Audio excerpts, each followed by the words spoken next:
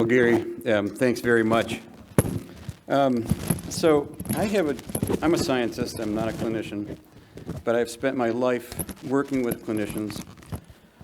I was trained by a clinician, but that doesn't make me one. But this is a plea, in part, to break down silos between specialties, between medicine and dentistry, between endodontics and periodontics, between orthopedics and dentistry. Because this work I'm going to tell you about cuts across all these fields. I work in microbiology and I work in genetics. And somebody said to me, why do you work in those two fields? They're so very different. And I said, well, it's because those are the two fields that cut across all medical and dental disciplines. And they thought about it and they said, oh, that's pretty interesting. So my title is probably challenging enough. Alzheimer's disease, an oral systemic link indicates a dental pathogen etiology. So the original observations in this area are not mine, but I have embraced them and we are working very diligently on this project.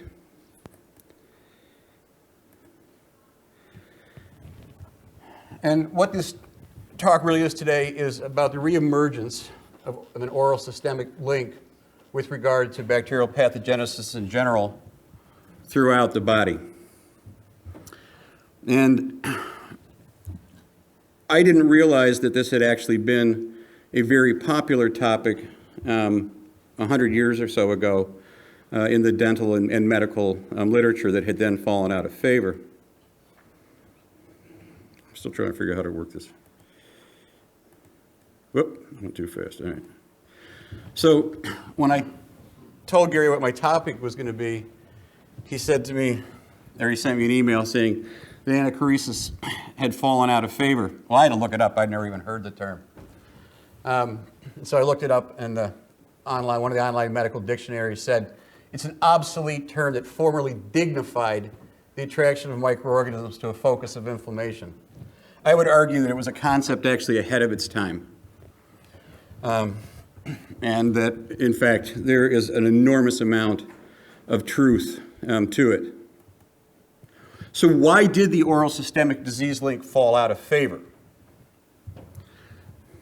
I think it's actually pretty easy to tell. Biofilms, okay? Biofilms and antibiotics, and I'll talk more about this later, okay? Microbiologists and physicians couldn't follow the infections. Because once you've got a biofilm, they're difficult to culture, and once you treat it with antibiotic, you can't culture it. So the first part of this talk I call the rehabilitation of Weston Price, who was a very prominent dentist in the early part of the 20th century. And I came across a paper of his that he had delivered to the St. Louis Dental Society in 1916.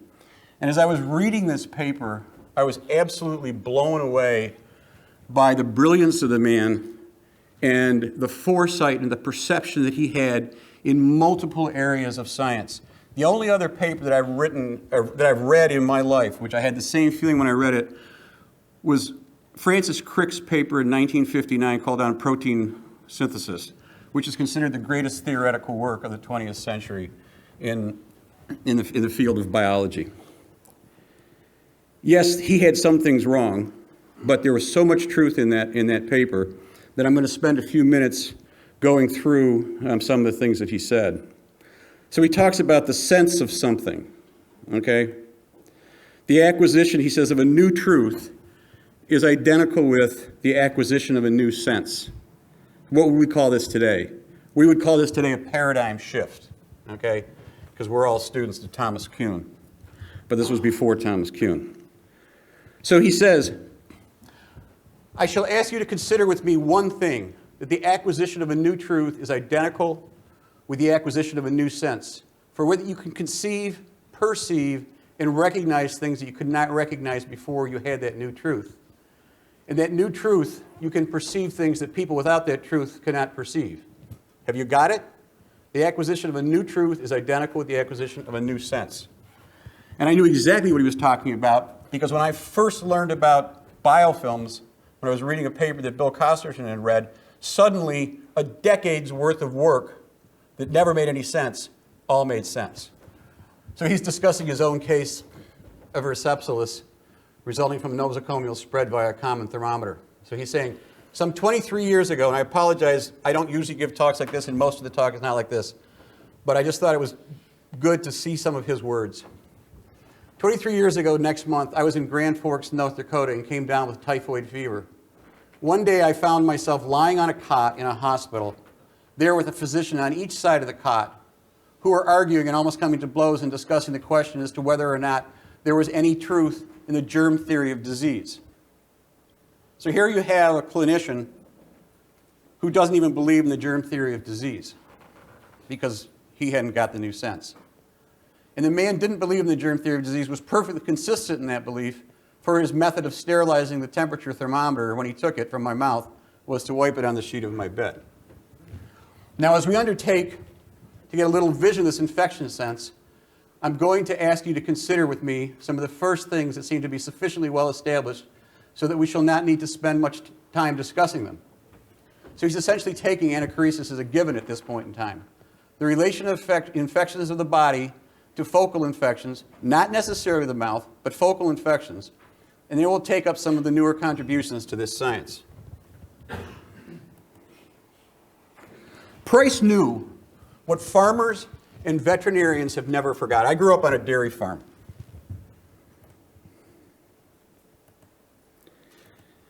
The first thing that a farmer or a veterinarian would do when they were looking at an animal, if you're going to buy it or if you were sick, you'd lift up the lips and you'd look at the gums because they knew that the condition of the gums was a very good window into the health of the animal. They still do it. I just called one of my friends who's a research veterinarian the other day. I said, do you guys still do this? He said, absolutely.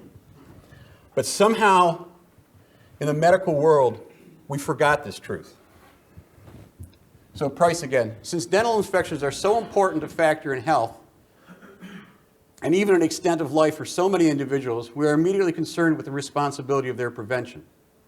This is a problem which primarily concerns humanity in general, and the healing professions concerned the dentist in particular. Dental abscesses are the result chiefly of dental caries. Teeth whose normal vital pulps give very little trouble or concern when abnormal. However, when though vital, they may be as important source of infection invading the body.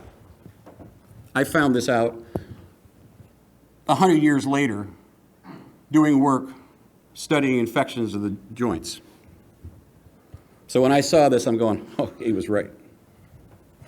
So I'm not going to read this whole thing, but I'll just start with the second paragraph here. It says, a surgeon has reported to me that he has, within a period of 2 or 3 months, removed 7 eyes because of dental infection. In consideration, remember, this is before the antibiotic era, so things are a little different back then.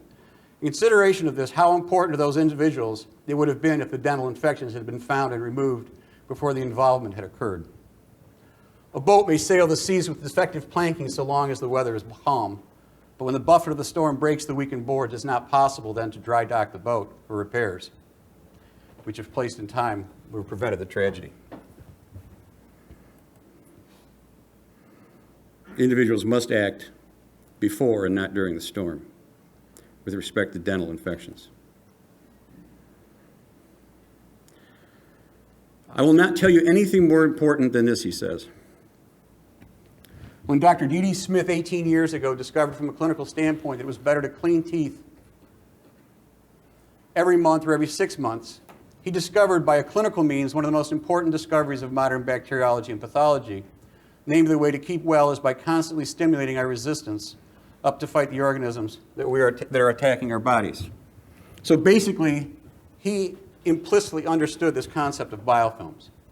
By giving a frequent treatment for pyorrhea, you do this. You stimulate the body to fight the organism that's attacking it. He also understood tropism. He says, I'm going to repeat for emphasis and for fear somebody has not got it at this point. The phase I want to discuss now is the ability of an organism to grow in a focal infection and develop a tropism, or selective affinity for certain tissues of the body. And that the organism growing, for instance, in a joint develops an affinity for joints, and the organism growing in the appendix has an affinity for the appendix. and so on through many strains. And this we're seeing over and over and over again now throughout the world of medicine and dentistry, and we're even identifying the molecular adhesins that the bacteria use that target those specific sites. So again, 100 years before there was any molecular evidence of this, he had the concept down and he had it right. So this is going on about tropism. The first case is atypical arthritis, the patient having multiple arthritis in the acute inflammatory stage. Aspiration with a needle forced through this area beyond the tooth gave an apparently pure culture of a streptococcus, which when inoculated into animals has produced successively in 2 animal passages and 7 rabbits arthritis. We see the same thing now when we're working with our chinchilla models. We take specimens from the middle ear, and depending on how they're doing in the human, they do the same thing in the chinchilla. 100 years before. So we're just rediscovering what he had done 100 years earlier. He goes on, he has several cases here about taking material from an individual who has a remote focal infection, putting it into animals, and showing that it causes an infection in the animal in the same location that it came out of in the person, in the individual. But what I really liked about this is just this last part. Now, when we started this work this fall, our new bacteriologist said to me, "It has not been demonstrated to me at all that there is any such thing as selectivity for tissues, and I think this is just a waste of time." Price says, "It makes no difference. This is our problem for this year, and we're going right after it, that problem." He understood the importance of not falling victim to extant paradigms. He also understood what we call bacterial plurality in the distributed genome hypothesis now. Didn't call it those things, but he had the sense of it. Another of our accepted fundamentals presupposes that an infection, if present in a tooth, will produce a destruction of bone about its root apex, which is a necessity must appear as a zone of radiolucence. This assumes that individuals will behave similarly in the presence of an infection or where the result of a presence of an infected tooth structure within their tissues. And he goes on to say that, in fact, it's not always the case, that you can have infections that don't behave the way other infections do, even if it looks like the same organism when you isolate it in pure culture. So why did this focal infection theory fall out of favor? In a word, antibiotics. Started falling out of favor right about the time that antibiotics became available in the 1940s. And yes, some of the practitioners were overzealous. They removed too many teeth and people ended up, with problems from that. So there's always a yin and a yang and swinging back and forth. But the basis of what he was saying is absolutely correct. Now, what we're finding in our studies is that many of these focal infections are actually coming from the periodontium as opposed perhaps from apical infections associated with root canals. But we do see some coming from the root canals as well.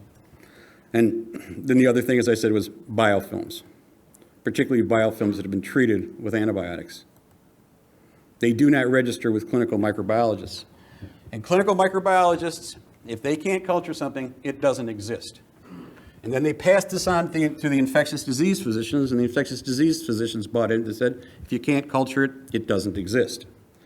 So we forgot that many conditions were infectious. And molecular diagnostics have been reversing this trend now for the last 25 years because of its ability to detect quiescent and unculturable organisms. I spent part of the summer of 1985 at a small company in Embryville, California called CETUS, where PCR had just been invented. And we were using it in collaboration with the folks at CETUS to develop the first molecular diagnostics for infectious agents. And we were working actually at the time with human retroviruses, HCV1 and HIV, and suddenly we could now prove that everybody who had AIDS had HIV. Before, you couldn't do that because most of the people who had AIDS, they could never, with any standard technology, culture it or detect it. So I learned very early in my career that having very good diagnostics is the most important thing you can have for trying to determine what's going on. So I always tell my students, you have to have the courage to set aside received wisdoms. This is Dennis Hopper playing Moses here. And and getting burned with a bolt of lightning. So when we set out about a quarter of a century ago to study chronic middle ear disease, otitis media, the theoretical landscape underpinning bacterial processes looked very much different than it does today. So keep an open mind. I always tell people, don't do Me Too science. Don't copy what others have done. When I have a graduate student, they never have to worry about, well, is somebody going to beat me to what I'm doing? Because I always guarantee, I said, you will never work on a project that somebody else is doing. I said, because we never do anything in my lab that anybody else is doing. There's a risk in knowing too much or believing too much about a subject and being too deeply steeped in its field, in the field's lore. And I move from field to field. I cut across all medical and dental disciplines. And I find it keeps me very fresh because when I first come into the field, I don't know anything about it. And so I'm not constrained about how to think about it. And so I always find I do my best work in the field in the first couple years. And then I have to get out because then I start believing the stories other people are telling me. Because it puts blinders on. And blinders prevent thought. So I always tell people, take the plunge. Move fearlessly into fields outside your expertise. If you can think, it doesn't really matter what your expertise is. Be skeptical of received wisdom. So the next part of this talk is kind of an autobiographical journey chronicled in a series of 5 papers we published in the Journal of the American Medical Association. Well, that's interesting. That takes us through our questioning of extant paradigms in chronic infectious disease. So I'll just kind of start with this yin and yang, this duality of chronic versus acute infections. So chronic infections are generally caused by bacteria assuming the biofilm phenotype. Of course, there's actually many biofilm phenotypes. And acute infections are generally planktonic. Similarly, chronic infections are almost always polyclonal versus monoclonal for acute infections. And oftentimes, chronic infections are polymicrobial, that is multiple species versus a single species. And they generate diversity through horizontal gene transfer among strains and between species. And we'll talk a lot more about this as we go on. And these acute chronic dichotomies apply across all medical and dental disciplines. When we first started working with the ENTs, it was obvious to me that what we were finding in ENT was going to apply to other fields. But as we moved from one field to another, and even from one subspecialty to another, we had to fight the same battle over and over again because all of our clinical disciplines are so siloed. So I urge everybody, read outside your field. Don't just read narrowly if you want to understand what's going on in the world. Because truths are truths. And they don't care about how we've segmented our professional lives. So it doesn't matter if you're a periodontologist or an endodontist, an implant, whether you're an orthopedic surgeon, a gynecologist, an otolaryngologist, these truths apply. So how did this evolution in thought come about? I found a better way to do this. So as I said, it was through the application of what was then a novel approach to microbial diagnostics, PCR. So I kind of already went through this. And so the question was brought to me by a young ENT surgeon, Chris Post, and he said, can we use PCR to look for the presence of bacteria in otitis media? And I said, well, I suppose we could, but I wasn't sure if I was interested in the project because at that time I was working on human retroviruses. I actually have no training as a microbiologist. I had one course in microbiology in 1974. So this is me and Chris upsetting the apple cart in the world of bacterial pathogenesis because we didn't really know anything about it, so we could get into a lot of trouble. So he asked the question, he says, why are middle ear inflammations and other chronic inflammations refractory to medical management and antibiotic therapy? If you have somebody with acute otitis media, child has constitutional symptoms, and you tap the ear, from 95% of the patients at least, you can culture bacterium very easily. But if you've got somebody with chronic otitis media, where they've just got fluid in their ear, and there's no constitutional symptoms, they've been treated for months and months with antibiotics, and the fluid doesn't go away. And if you tap the ear, in only a very small percentage of the cases can you culture bacteria. So the lore had grown up that these were inflammatory conditions that were caused by the body's inability to clear some sort of bacterial metabolite from a previous infection. So the first thing that we did is we developed PCR-based assays for 3 of the organisms which are most commonly associated with middle ear disease, acute middle ear disease. Okay, Haemophilus influenza, Moraxella catarrhalis, and the pneumococcus. And we developed PCR-based assays for these, and then we compared the results of PCR and culture.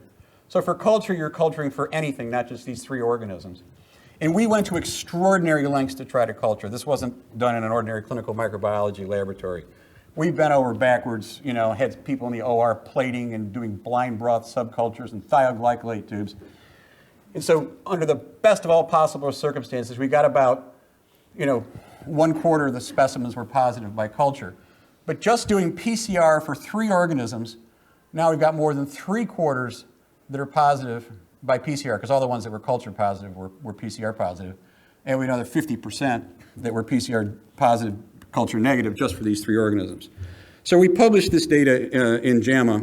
They had a very forward-thinking editor at the time. In fact, he's still there. And after this paper came out, we got some very serious hate mail from the folks in the field. And one of the valid criticisms, though, was that, well, we were just detecting fossilized DNA, because DNA is stable. So we went back and we developed reverse transcriptase PCR to look for messenger RNA. So what you may or may not know is that bacterial mRNAs have a half-life that's measured usually in seconds. The longest are minutes. So if you can detect a bacterial mRNA, it's prima facie evidence that you had a live organism there. So what we were interested in was specimens that were PCR positive for DNA and culture negative. So we've got these 29 specimens here. And we DNA treated these and they did RT-PCR to look for RNA. 28 of the 29 were RNA positive for Haemophilus influenza and DNA negative. One, we didn't get rid of all the DNA, it was still RNA positive. But essentially 100% of these culture negative, PCR positive infections showed evidence of metabolic activity. So we concluded that there really were metabolically active microorganisms that universally persist in these culture negative effusions. And then we showed that there was de novo protein biosynthesis, and we did this both in our animal models and in humans. But we didn't have a paradigm to fit this in. And so we were wandering around for an extended period of time in this wilderness. So I call this viable but unculturable wilderness. And we knew there was light somewhere, but it was kind of diffuse, and we couldn't really find our way all the way through. And so we were very befuddled. We didn't know what we were going to do. This is Amadeus after he's been told by the king there's too many notes in his music. And so these were the conflicting observations we're dealing with. The cultures are generally sterile, but the DNA persists in these sterile effusions. Bacteria recovered from middle ear effusions are metabolically active. There are inflammatory mediators present in these effusions. But the thing that was really upsetting was that you could detect antibiotics in these effusions, and they were there at concentrations high enough to kill the bacteria. But the disease didn't resolve with the antibiotics. And so this was the conundrum. Then, like manna from heaven, I'm reading the front pages of Science when I should have been writing the first renewal for my original NIH grant, because I didn't really know where to go with it. And there was a report of a meeting held in Snowbird, Utah, on bacterial biofilms. Well, I'd never heard of a bacterial biofilm, but there were some quotes in there by this character called Bill Costerton. And so I had this moment of personal enlightenment, kind of a fiat lux, because Costerton said, the resistance to these biofilms to antibiotics is phenomenal. So this is like happening at 2 o'clock in the morning one morning. And suddenly everything fits into place. We're dealing with a biofilm growing in the middle ear. So I called Chris Post, my ENT buddy. He's used to get called in the middle of the night. And I said, Chris, it's a biofilm. He goes, of course it's a biofilm. And he goes, what's a biofilm? I said, I don't know, but we're going to find out. So this was the moment of rapture, that 1% of time, the inspiration, as opposed to the 99% of perspiration that you get. And so Bill flew me out to Bozeman, and the rest, I guess, as they say, is history. We became fully indoctrinated into the whole biofilm, and I was worried that he wasn't going to be interested in what I was talking about, because he was microbial ecologist. He studied bacteria growing in streams and hot springs and that kind of thing. But that wasn't the reception I got at all. He was actually extremely interested in medicine, but had been, with a couple exceptions, had not been taken seriously by the medical community. And so he was somewhat disappointed that I wasn't a clinician, but he was very happy that all the people I worked with were clinicians. And so from this work with Bill in the mid-90s came this biofilm paradigm, this new sense, as Price says, of chronic infections. So these observations led to the genesis of the infectious biofilm paradigm as a pathogenic mechanism to explain chronic bacterial disease. As I said, it took us 15 to 20 years, before we got this concept through to, all, and I'm still not sure it's through all of the various medical, disciplines. I will say that the dentists picked up on this way earlier. The dentists were way ahead of the physicians. So biofilm concepts. Biofilms are the predominant phenotypes in natural and pathogenic ecosystems. In fact, now the evolutionary biologists actually think the original bacteria grew as biofilms in the planktonic form, which we've studied mostly for the last 150 years, actually evolved later as a way to colonize distant sites. Pure culture planktonic growth is rarely how bacteria exist in nature. And as a pathogenic mechanism, biofilm serves what we call a population-level virulence factor. Now, what do I mean by that? I'll talk about that a little bit more in here. So this is a chinchilla. We use them as a model for middle ear disease. You can see they got the large external pinnae. They also have very large tympanic bulla. And there actually turns out, I'm not going to go into this, but as I said, I'm also a geneticist. We actually have done the Chinchilla Genome Project now. And they're actually much more closely related to humans than standard animal models like mice and rats. In fact, they're more closely related to humans than they are to mice or rats. They don't look too much like humans, but they're really pretty similar. And so working with Bill, we established the first mucosal biofilm model in the chinchilla. And so this was the third paper we published in JAMA, where we took chinchillas and we inoculated them with Haemophilus influenza into their middle ears. And then we treated them with antibiotics, massive doses of antibiotics. So the stain we use here, it's called a live dead stain. The green is called Cyto59, and it stains live bacteria. And the red stain, which is Propydium iodide, will stain the host cell nuclei, and it will also stain dead bacteria. So what you see here, of course, is there's no dead bacteria when they've been treated with multiple doses of antibiotics because they're growing as a biofilm. So you have these huge towers of biofilm. This yellow you see under here is actually a host cell nuclei buried under like about 150 cell depth of Haemophilus biofilm. And so now we had a model that showed what we've been predicting now at this point for half a dozen years. I think we published this paper back in 2002. But what we really wanted to do was look in the human condition. And we were never able to get an IRB protocol through our IRB to be able to collect middle ear mucosal specimens from children when they were putting tubes in their ears. But one of our colleagues, Joe Kirschner at the Medical College of Wisconsin, was. So he would collect these specimens and he'd send them to us by a FedEx, and we'd immediately get them in the lab and stain them and look at them under the confocal microscope. This is a child who had been treated with 3 different courses of antibiotics, 3 different types of antibiotics with at least 2 courses of each of those antibiotics. Okay, culture negative, of course, when they pull the tube. Do you see a single dead bacteria here? All the green are bacteria, billions of them. Couldn't culture a single one of them. So as I said, biofilms are a population-level virulence factor. So what we mean by this is it's a disease-associated mechanism that occurs only at the population level. They're not traits of individual bacteria, but rather are associated with multicellularity. And what I want you to understand is that when bacteria are growing as a biofilm, it's not simply a clump of bacteria. It's essentially going through a metamorphosis, and it is a multicellular organism. Okay? They extrude an extracellular matrix, just like our bone cells produce a matrix. They communicate back and forth through the biofilm by microvesicles. They produce their equivalent of cytokines to communicate. So everything that eukaryotes do or metazoans do, bacteria were actually doing a lot earlier. Because we kept studying the ones growing in the test tubes. And where we get the ones sticking together in the test tube, we'd throw them away. It was a nuisance. But everything that metazoans can do, bacteria taught them how to do. Now, these population-level virulence factors are different than what we usually think of as virulence factors. They're things associated with chronicity or persistence, okay? So as opposed to like toxin production, which is what you get with an acute virulence factor. It's what allows the bacteria to survive in the face of a continual host defense response. And so there's all different types of population-level virulence factors. There's phenotypic ones, biofilm formation. I've talked about some of these other ones. But what I'm interested in, actually, or got interested in, are the genotypic ones. And if any of you are familiar with Koch's postulates, the first thing I'll tell you is that Koch's postulates don't hold for chronic infections. And that was one of the reasons why, for so long, people couldn't model chronic infections. Chronic infections, as I said, are almost always polyclonal. And the reason for that is it provides for horizontal gene transfer.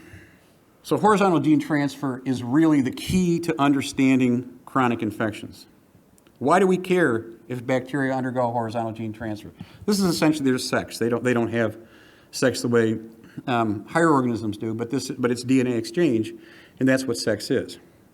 So we came up with this concept of bacterial plurality, that individual clinical isolates of multiple bacterial species display differences in phenotype, virulence, and ability to induce mortality in organisms. So it's implicit in the biofilm paradigm that there exists significant heterogeneity among genetically identical envirovirus. So this is a single strain of bacterium stained with a couple different stains for staining the matrix.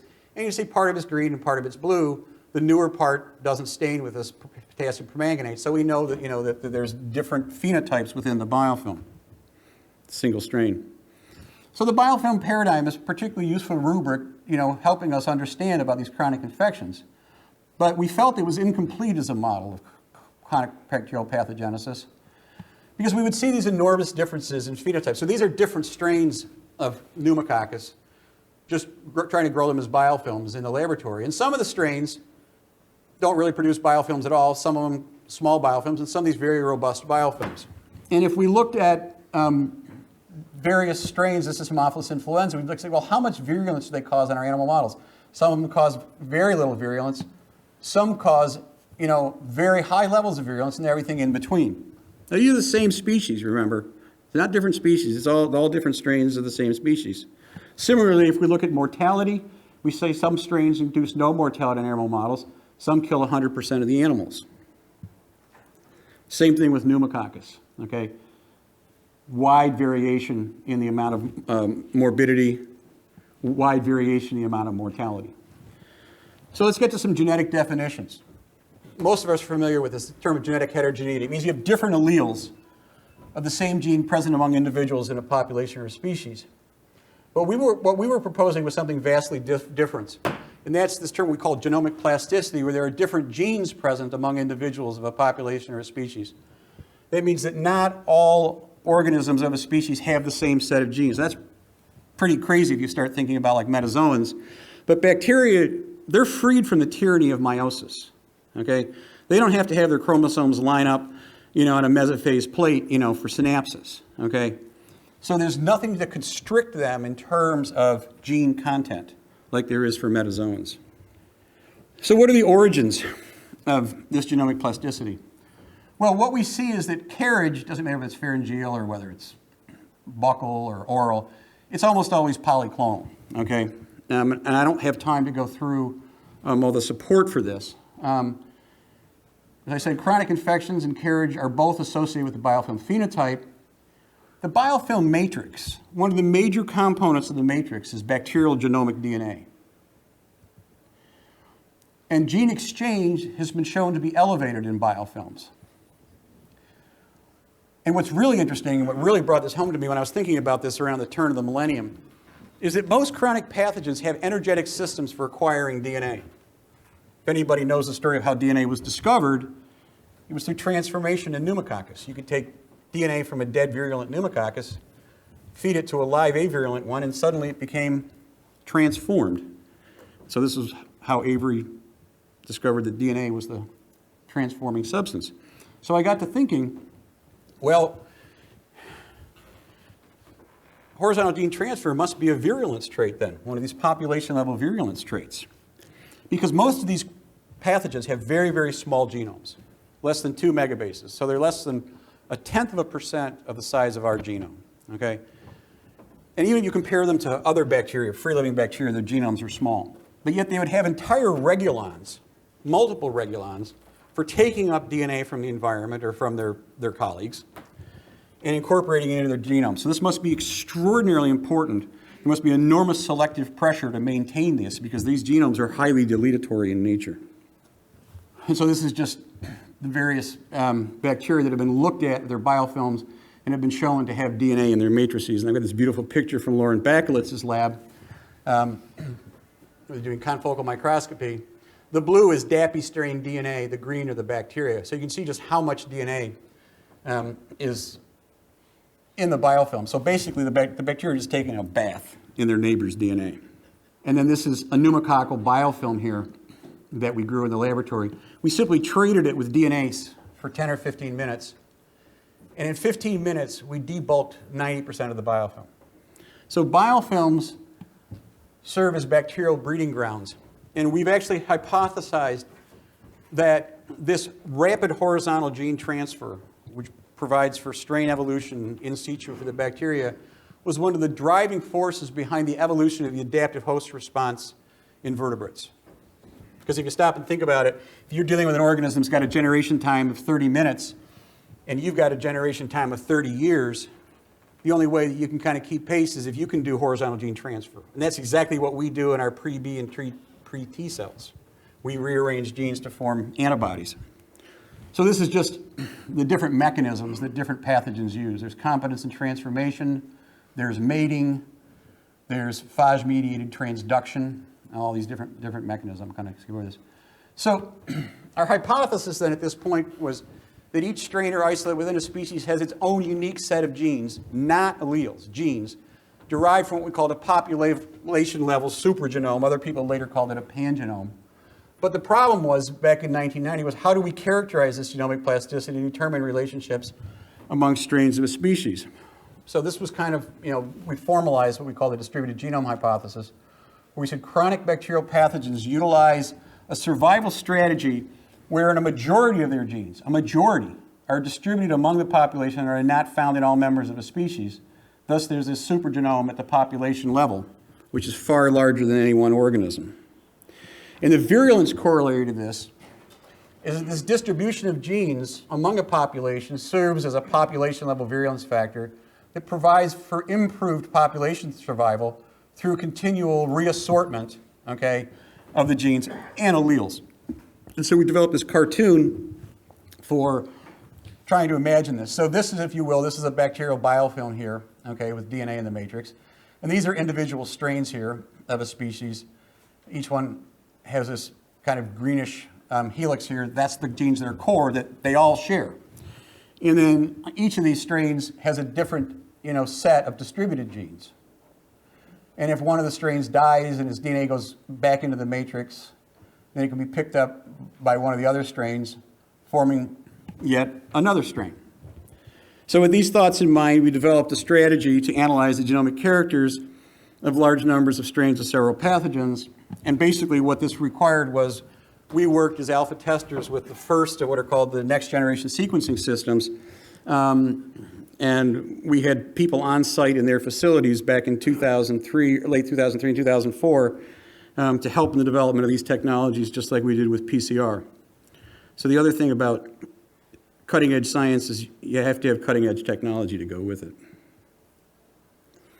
So these are the first groups of organisms we looked at: Haemophilus influenza, Pneumococcus, Staph aureus, Moraxella, Catarrhalis, Pseudomonas aeruginosa, Gardnerella vaginalis. They cover gram-positives, gram-negatives, gram-indeterminates, professional pathogens. There's organisms that are always pathogens and opportunistic pathogens. So as I said, we've got core genes. Those are genes that are present in all the species, strains of a species. Distributed genes, present in a subset. Unique genes that are present only in a single strain. And we already defined this term genomic plasticity. So we did whole genome sequencing and then comparative genomics among multiple strains within a species to determine the number of distributed genes in a species. So in order to do this, we had to invent a whole bioinformatic pipeline. And so just like Gary, my lab turned into actually a computational lab And I hire now more mathematicians and computer scientists than I do lab techs, because that's the kind of problems that we started running into. So when we started being able to sequence large numbers of these genomes on these next generation platforms, the first thing we saw was that there's very substantial differences in the size of the genomes. If you look at my genome and your genome, they're the same size. So here, Haemophilus influenza, this one is 1.76 megabases. This one's 1.98 megabases. So more than a 12% difference. This would be the equivalent of like some humans having a 24th chromosome that's 12% larger, or 50% larger rather, than chromosome 1. And then we looked at like the total number of genes in each of these strains. And you can see, sorry, this didn't turn out really well, but you can see that this strain here has more than 200 more genes than this one does. It doesn't sound like the same species, does it? Not at least the way we were brought up thinking about this. And so here we can plot what happens to the core genome here as we add additional strains and the supergenome. So the core genome pretty quickly levels off at around 1,500 genes. And the supergenome just kind of keeps on increasing. And so this just shows the percent in each genome of the genome for that strain that is non-core. So it went from a low of 16% to a high of 28%. This is on a per genome basis. And then we looked at a number of pairwise comparisons. What I want to do is just focus on this difference score. It's the total number of gene clusters not shared between any pair of strains on average. And so what we found is, remember, there's only about 1,800 genes, per genome. But on average, if you look at all possible strain pairs, they differed by 378 genes. So roughly 22% of every gene in every strain is different from every other strain. And so you can then look at strains based on how many genes they share or don't share. So this is kind of a new type of way of like doing phylogeny. So this is the number of genes not shared here. And so the ones that with shorter arms here are more closely related, and the ones with longer arms are more distantly related. So here some of these are, have more than 500 genes different, okay? Again, in a genome size, there's 1,800 genes. So in this case, nearly a third of the genes for these are different. And we showed essentially exactly the same thing with the pneumococcus. I'm not going to take the time to go through all the details. This is just the pneumococcus core and supergenomes and the pneumococcus phylogeny. These ones that are all close together, this is a pandemic strain. We're just looking at multiple isolates from this one pandemic strain here. So I had a mathematician in my group, and so I asked him to build a mathematical model that would predict the size of the supergenome based on having just the sequence of a few genomes. So you knew how many genomes you needed to sequence in order to complete the supergenome. So he built this model called the finite supergenome model, which has turned out to be extraordinarily powerful. If we have 8 genomes, as long as we've been careful to select from a wide clinical or geographic base, we can almost always predict with extraordinary accuracy the size of the supergenome. So if you look on this, I'll just point out, if you're looking here like at 7, this is the model based on 8 genomes. It's 17 genomes. It predicts that there's going to be about 2,800 genes. At 24 genomes, it says you're going to be right at 3,000. So when we actually sequenced 17 genomes, here we are right like at 2,700 genes like his model predicted. And when we're at 24 genomes, we're right at 3,000. So the model is very powerful. And so this just showed after we'd sequenced 24 strains of Haemophilus, we now have more distributed genes than we have core genes, just like we predicted back in 2001. And as you sequence more genomes, of course, the distributed gene list just keeps getting larger and the core genome gets a little bit smaller. So what does this actually mean? So if you look across a genome, I just want you to look at this last column. Pay no attention to this. How many insertion and deletion events are going on to create this across the genome? So we're comparing now 12 different strains to one archetypal strain.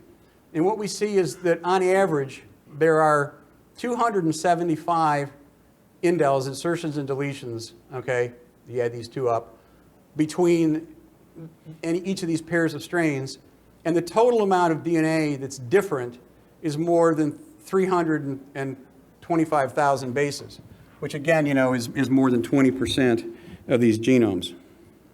You can also use this type of technology for speciation. So what we've done here is there were some questions whether Haemophilus hemolyticus was actually a different species than Haemophilus influenza. So here we've got all our Haemophilus influenza. So you can see we have a pretty uniform core genome at this point.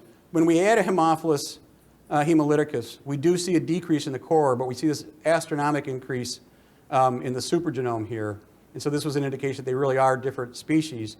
And then again, we add a Haemophilus parainfluenza, we get this drop in the core and this huge increase in the supergenome size. So we're actually starting to use these technologies now as a way to do taxonomy in bacteria. And so I'm just going to use this summary slide. We looked at pneumococcus next.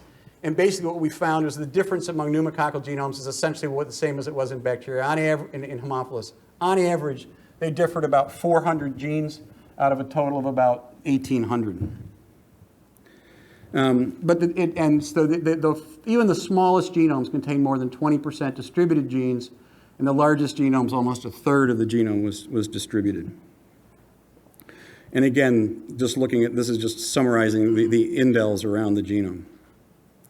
And then looking at the genetics of various related species. So this is pneumococcus. We add in mitis here. Then we add in Oralis infantis, and then Pyogenes.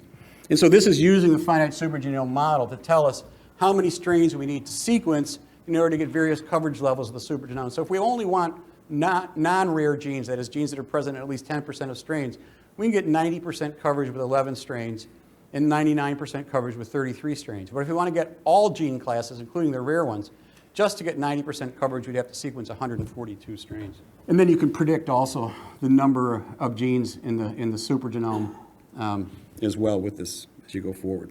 So the distributed genome hypothesis holds for every bacterial species examined. All bacterial species possess a supergenome. So this is the first 24 species we've looked at, independent of gram status, percent GC, genome size. If we just look here at this very bottom corner, we see that 22.3% of every genome of every species on average is made up of distributed genes. And so the distributed genome hypothesis explains many facets of persistence in chronic infections. And there's another story I want to tell, but I'm just going to tell it to you verbally because I don't have time to go over it. All the stuff I've been showing you so far is cross-sectional. What we did is we did a longitudinal study where we took a child who had chronic upper respiratory infections and chronic otitis media, and we sampled the child roughly every month for a period of about 8 months. And of course, and the child was infected with pneumococcus, and it was a polyclonal infection. That is, there were multiple strains present. So we did whole genome sequencing on each of the strains. And what we could see was that there was a predominant strain, but there were also many other strains there as well. And the predominant strain, over the course of 8 months, underwent 24 transformation events, replacing over 8% of the genome. This wasn't some laboratory construct. This is what was going on in a child. So anybody who tells you that evolution occurs at a glacial pace hasn't been talking to their friendly neighborhood bacteria recently, okay? And we've since done, this was published in PLOS Pathogens a couple years ago. It was cited by the Faculty of 1000 as one of the most important papers published in microbiology that year.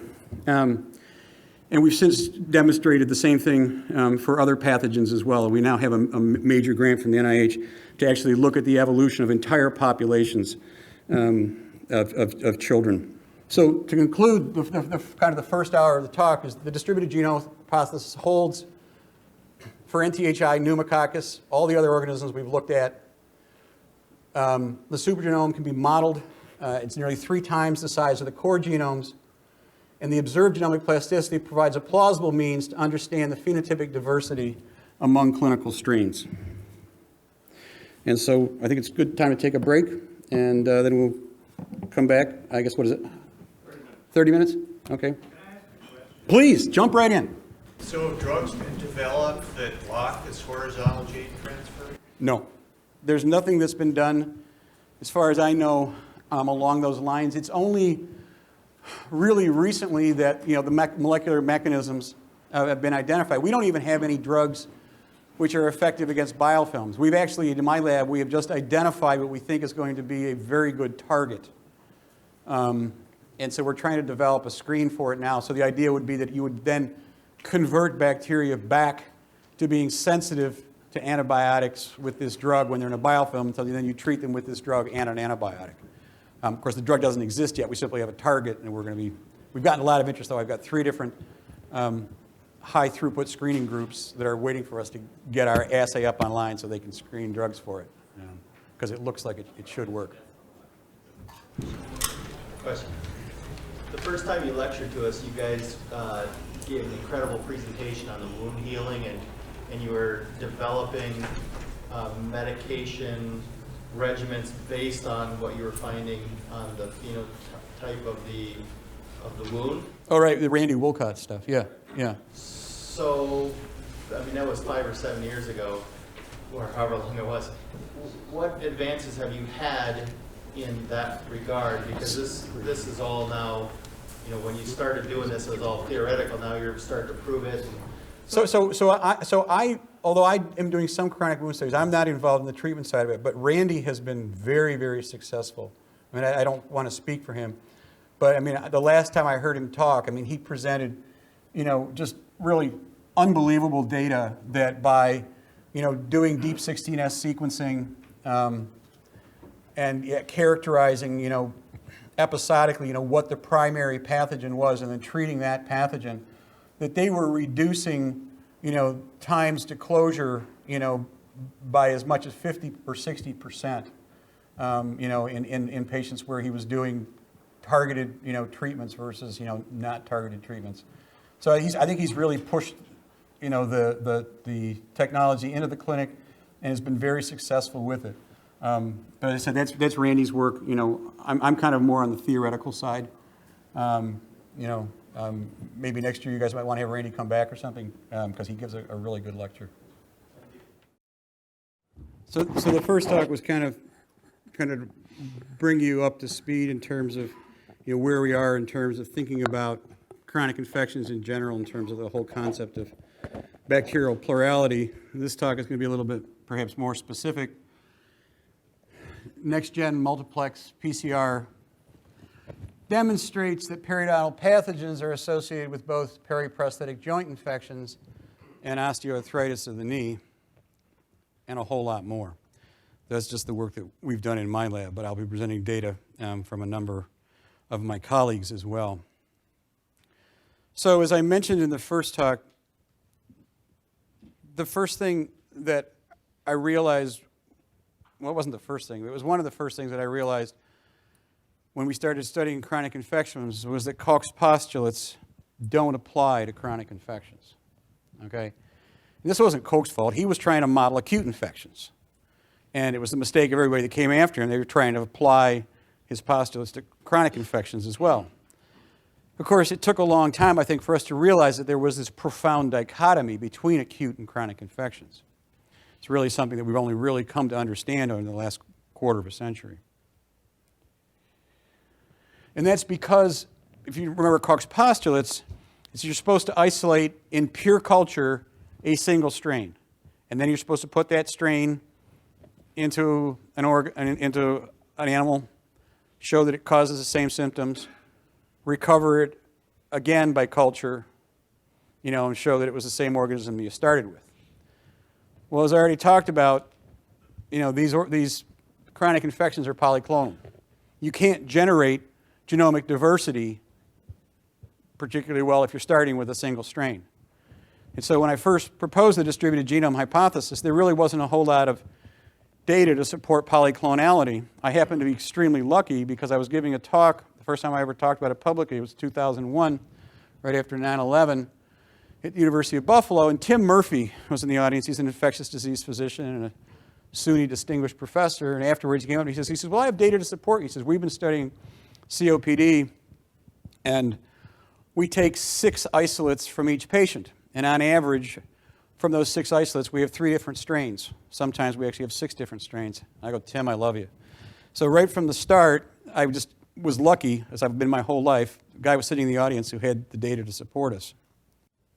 And the other thing is that a lot of these chronic infections, they tend to arise from carriage isolates. Okay, so what I mean carriage, things that are kind of like part of the normal microbiome. I think you've probably all heard about the concept of the microbiome. How there's a lot of these organisms exist as part of the normal what can be the healthy microbial milieu. And what happens is when they get out of kilter, so you get way too many, you get overgrowth, of a particular strain or a particular species or something like that because of some, environmental condition caused that, which could be like antibiotic treatment that they're resistant to and everything else is sensitive to. So we kind of talked about this already. So the Human Microbiome Project, this is this huge NIH-sponsored project that's been going on now, for about the past decade. And it's implicit, okay, in the HMP that the numerous component bacterial strains and species live and interact with each other and their hosts within biofilms, okay?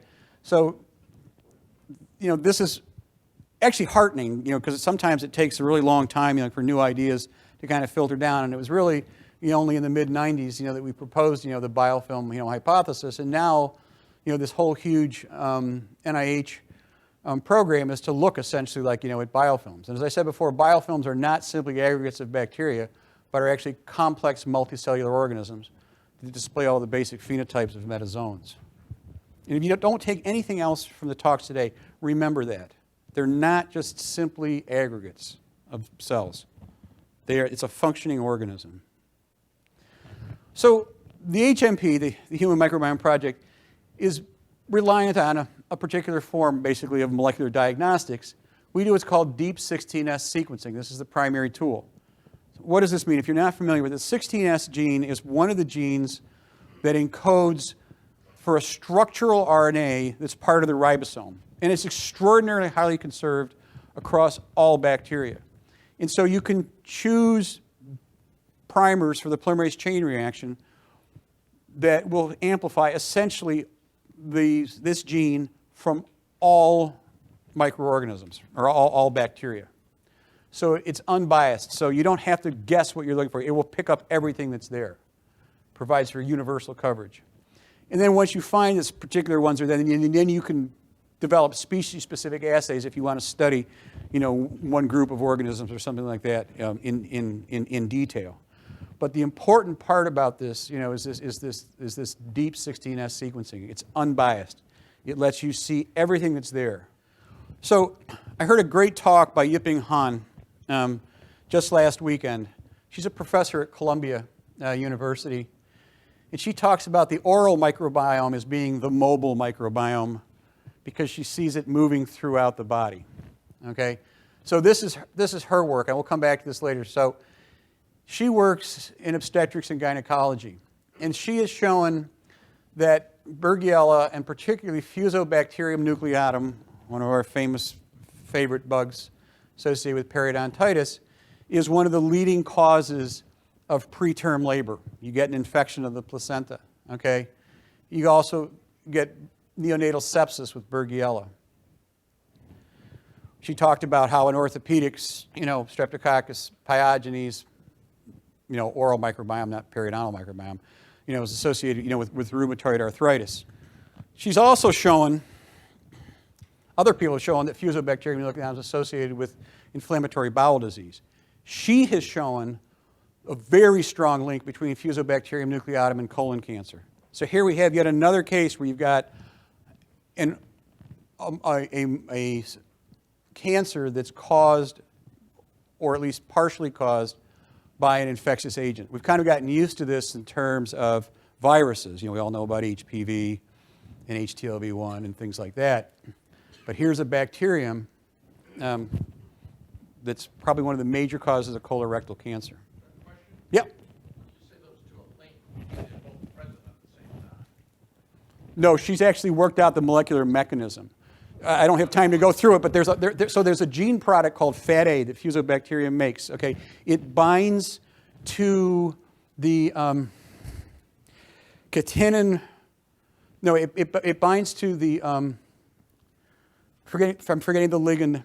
Excuse me, the receptor it binds to, which then triggers beta-catenin to be unphosphorylated, move to the nucleus, and trigger the whole carcinogenesis pathway, which has been shown previously how one of the ways that colorectal cancer occurs. And what she did is show the first step, that it's the fusobacterium binding. I forget which of the adhesions of the colon cancer cell it's binding to. I'll get it later, but the mechanism's worked out. It's not just an association. And she can take these cells in culture and transform them in culture with the fusobacterium. Yeah. You have appendicitis there, so you're saying that it may result in appendicitis. How about someone with a history of appendicitis? Might they still have fusobacterium nucleatum in their? Yeah. So I really don't know too much about it, because when she gave her talk, she was focusing on the IBD and the colon cancer, and she really didn't say too much about the role with appendicitis. I said this was her work. This is Yipping Han's work, not ours. And I was just showing this before we got into what we were doing, so you'd see that there are multiple investigators, who are looking at this kind of linkage between the oral bacteria and various systemic diseases. So I don't really know the link with appendicitis, other than she just had it up there. So colorectal cancer. Oh, here, I have it on here. Okay, so second leading cause of death in men and women. Life risk is 5%. Fusobacterium was first shown enriched in cancer and in stool. This is what it does. Okay, it binds to E-cadherin. Okay, and then it stimulates. So when it binds to E-cadherin, then the colon cancer, it stimulates by this beta-catenin, which translocates the nucleus following loss of phosphorylation. So this was the link I couldn't remember before, is this E-cadherin. Yeah. Can you please explain for me again what life risk means? What means? Life risk? Oh, it just means that all human beings, at least in Western cultures, are at there's a 5% chance that sometime in your life you'll get colorectal cancer. No, this is all published.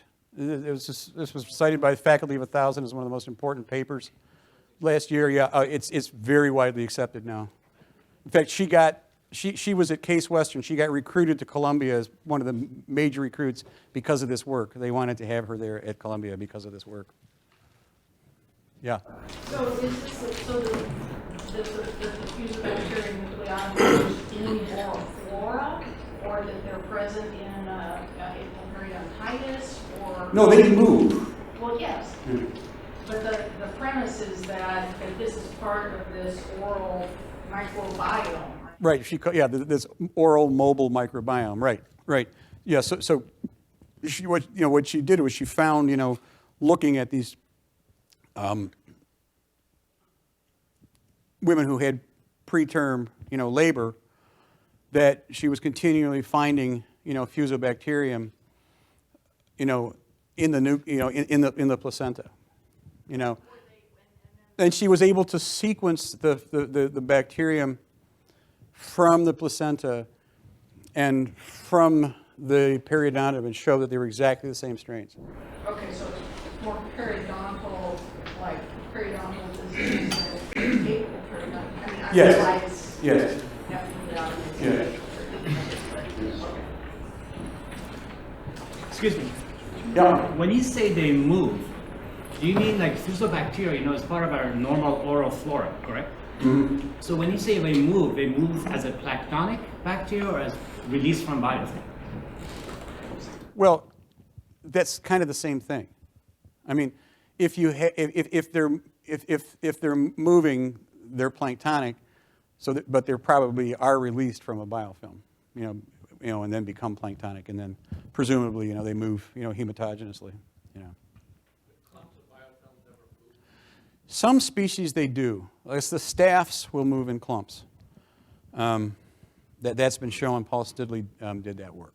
So you can get flocks of staph, breaking off like from like a catheter or something like that. It will move, through the bloodstream.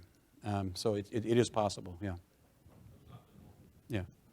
Yeah. So this is one of the mechanisms of, colorectal cancer.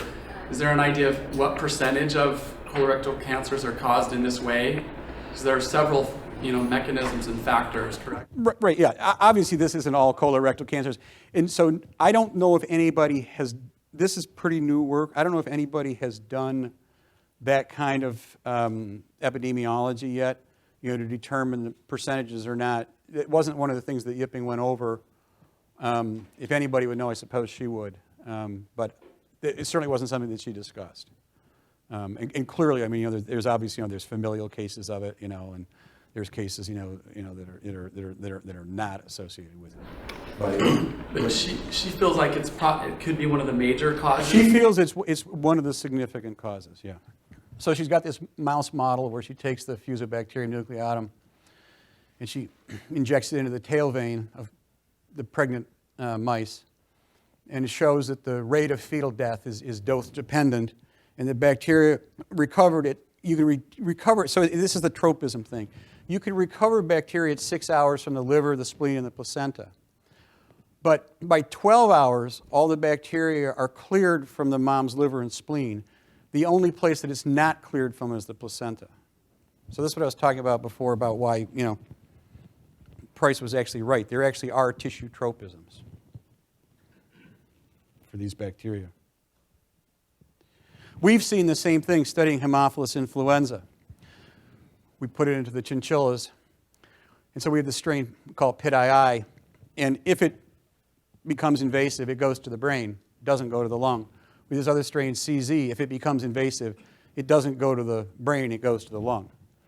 And so, of course, we've sequenced these, and there's huge differences, and we've now think we've identified the gene in PIT-II that actually targets it to the brain. So the genetics and genomics behind strain-specific behaviors. How can we explain that there are being different tissue tropisms among strains of a species? Why are some strains more pathogenic than others? Why do some strains induce higher mortality rates than others? So this is what I talked about before, the distributed genome hypothesis. But what we really need is a method for detecting infections generally. And so the polymerase chain reaction was a huge step forward, but it tends to be species specific, or at best you can get coverage of related organisms with it. And the 16S sequencing, whereas it's a very powerful research tool, it doesn't lend itself easily to working in the clinical lab just because of the technical aspects of it. So what I want to do is talk about a new technology which actually was just developed up the road here in Carlsbad. It combines two Nobel Prize winning technologies. It does include the polymerase chain reaction, which of course Carrie Mullis won the Nobel Prize for, which provides the sensitivity and accuracy. And it also includes electron spray ionization mass spectrometry, which John Fenn from Yale won the Nobel Prize for. And it makes the assay very rapid and accurate. So we think this is kind of the way forward for the clinical study of chronic infections when you don't know what to test for. Because a lot of times, when you're presented something, if you have to guess a priori, if you guessed right, your positive predictive value is great, but your negative predictive value is worthless. So you need a universal test. And so what I'm going to be talking about is this technology, this PCR electron spray ionization mass spec. It goes by the name of IBIS because that's the name of the little company that developed it. It's now being commercialized by Abbott Molecular, which bought the technology. The work that I'm going to be discussing was performed on the earlier platform, the IBIS T5000, which you see there, which you'll see on the next slide. And I have to announce conflicts of interest because I and other investigators at our organization have had grants in the past from Abbott Molecular, and I currently could serve as a consultant for Abbott Molecular. So this is the instrument, and basically you can see that it's got a time of flight mass spectrometer, and it's got a place to load in your PCR plates, and then it does the sample analysis. There's a computational system here. And let me tell you, 95% of this is the database. So in 2009, the Wall Street Journal gave this technology its gold medal award. It viewed this as the most important technological advance across all areas of science and technology in 2009. Bill Costerton, the father of biofilms, my great father in this field of biofilms, when I explained this to him, and then he started using it, he came up with this wonderful quote that IBIS is the harbinger of death for culture. Rather ironic, but I like it. So we've been using it in our lab since just about 6 years now. And here's what I can tell you, that overall, almost all the studies we've done, we've compared it with culture. And culture only detects an organism about 25% of the time that there's an organism there. It's really, really, really awful. The best culture does is it may get 50% of Staph aureus. We're really good at growing Staph aureus because we're really scared of Staph aureus. You'll get 20% of Staph epi, 20% of some of the other traditional pathogens like the streps, and 0 to 5% of what we're calling the non-traditional pathogens, the ones that nobody was looking for. So just to review, why does culture fail? Previous treatment with antibiotics, biofilm mode of growth, incorrect media to support growth, fastidious or slow-growing organisms. You know, if you want to culture, Propionibacterium acnes, you got to grow it for 2 weeks. Nobody keeps their plates for 2 weeks, you know. Or it could be truly unculturable, like Treponema pallidum. DNA-based diagnostics are unconcerned by or unaffected by any of these concerns. So the objective of the IBIS technology was to provide broad-based identification of bacteria and fungi with no a priori guessing as to what to test for. It was actually developed under a series of DARPA contracts going back into the late 90s, where DARPA wanted an assay that could detect any biological warfare agent. And once they realized what they had done, they realized, well, it could be used for anything. It wasn't just for biological warfare agents. So not only can it detect anything, but it'll also detect mixed populations, and it will give you a relative quantitation of the various organisms that are in that mixed population. And then you can do reflex testing. So once you get an answer, you say, okay, it's a pneumococcus. Then there are panels you can go back with and type exactly what strain of pneumococcus it is. But the great thing for us is it's actually we found it's this wonderful basic research tool because it allows us to identify emerging agents not previously seen. And the cost is no greater than any other molecular diagnostic, and it's designed to be, fairly high throughput. So basically, here's a slide of the bacterial tree of life. One assay, you can detect all these organisms. Your staphs, your streps, your clostridia, your helicobacters, your brucellus, your ehrlichias and rickettsias, your burkholderias, your E. coli's, your haemophilus, enterobacters, everything. It's all picked up in one assay. So how does it work? So you do a very complete DNA extraction. And then what you do for each DNA goes into 16 wells in a 96-well plate. And they have 16 different primer sets. Okay, so each assay is 16 wells. And included within each of these wells is an internal calibrant, which has the same primer binding sites on it, but it gives you a different amplimer. And so you can measure how much DNA you get against this for each of the amplified products.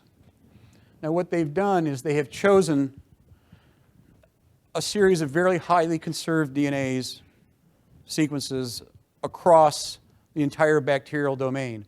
No one bacteria will amplify all 16, but most bacteria will amplify anywhere between 3 and 6 of these primers, with these primers.